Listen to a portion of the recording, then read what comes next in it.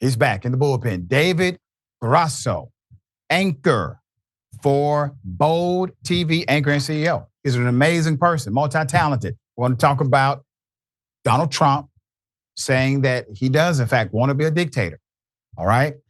So, David, I don't know what you believe about this comment, how you feel about the comment, but I would allow you to provide your commentary and I will then opine.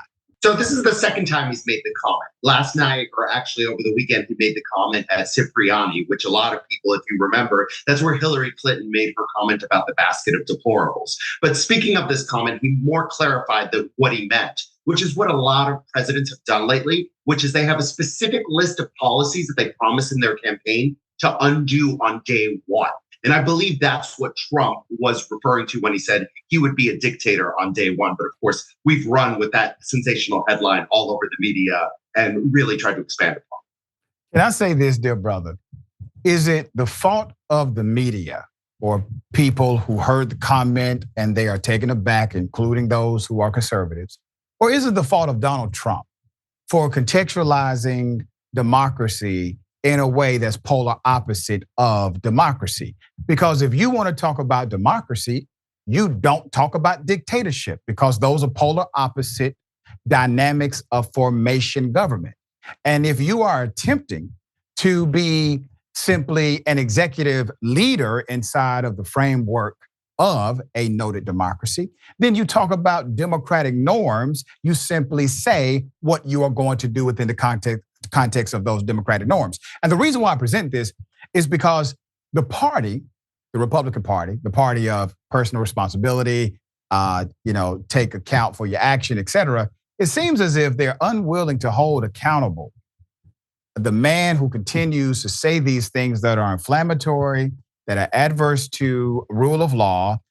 Dictatorships are illegal in this nation. Adverse to the Constitution, adverse to the idea of democracy. He said these things. Why is he not being held responsible for what he said? It seems like that's a trend with Donald Trump. Teflon Don, nothing seems to stick. And you forgot the most important part, which is that the Republican Party is supposed to be the party of small government. So advocating for a dictatorship, right. Although that's been sliding for quite some time. If we really think about the origins of the strong executive branch, that really goes back to the George Bush era, Dick Cheney, the Iraq War. And something notable about the Obama administration and the Trump administration, and now the Biden administration, is that they did not change that. And if you look at every time there's a change of power between parties, they do everything overnight as if they have to undo a lot of the signature policies of the last administration. Remember when Obama handed the keys over to Donald Trump? The first thing to go away was the Cuba deal, the Iran deal, et cetera. And now with Biden's administration, a lot of the same thing happens. So in the end, we have this flip-flop that occurs when there is a change of power, and it's really not good for America. And I want to bring something else up, which is that you don't have to be a dictator with a strong executive to really bend the American system. We are not a perfect system, and both sides accuse each other of acting dictatorially within the confines of the law. Yeah, but Donald Trump is the man who said he wants to do it. Now, I will say this, if people still elect Donald Trump, they are saying they no longer want democracy as we understand it today.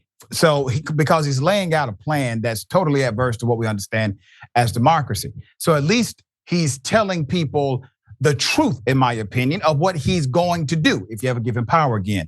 But let me back up to a statement that you made that I actually agree with and wholeheartedly, talking about how presidents have all somewhat done things outside of the context of democracy and one would call it a dictatorship. The biggest one, in my opinion, is how we do war. The Constitution says only Congress can enact articles of war. So presidents have all violated that.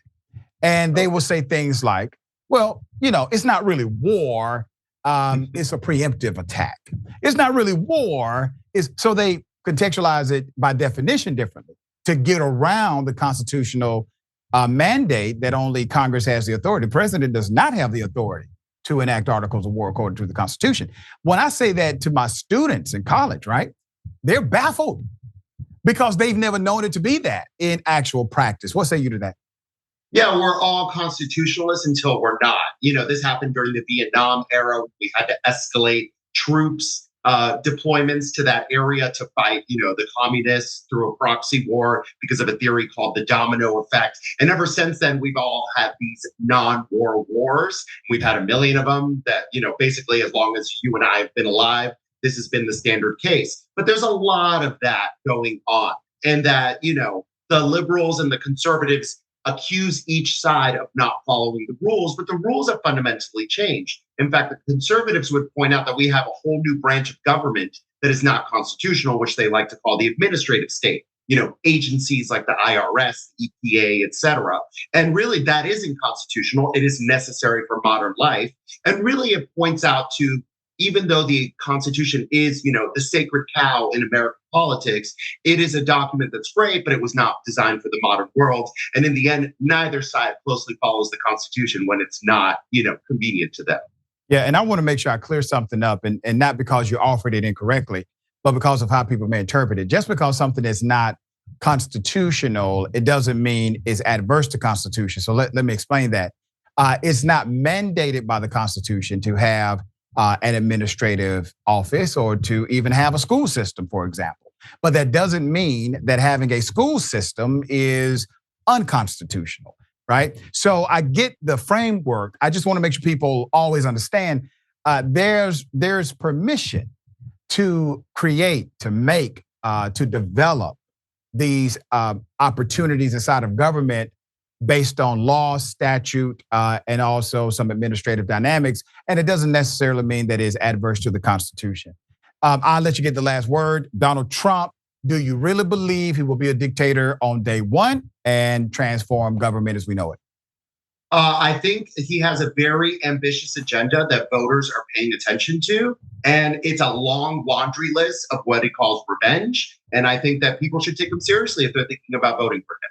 All right. Okay, until next time. We're out of time. I appreciate you being on the show, as always.